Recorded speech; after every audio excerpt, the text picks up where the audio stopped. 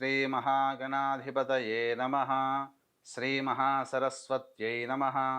ॐ दक्षिणामूर्तये नमः। ॐ गुरुमूर्तये नमः। ॐ जातवेदसे सनवामसो ममराति यतो निदहाति वेदः सनः पर्षदति दुर्गाणि विश्वानावेव सिन्धुं दुरितात्यग्निः तामग्निवर्णां तपसा ज्वलन्तीं वैरोचनीं कर्मफलेषु जुष्टां दुर्गां देवीं शरणमहं प्रपद्ये सुतरसि तरसे नमः। अग्ने पारयानव्यो अस्मान् स्वस्तिभिरति दुर्गाणि विश्वा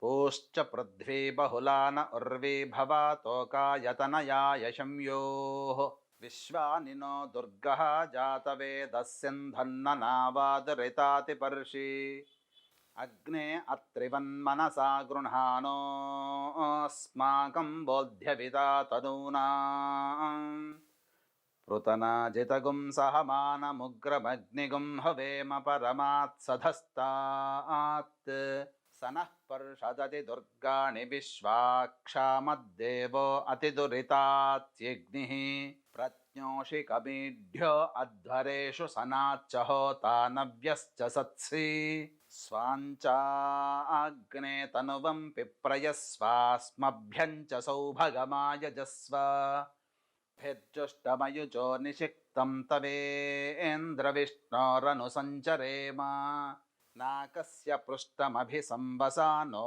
वैष्णवीं लोक इह मादयन्ताम्। ॐ कात्यायनाय विद्महे कन्याकुमारि धीमहि तन्नो दुर्गः प्रचोदयात्।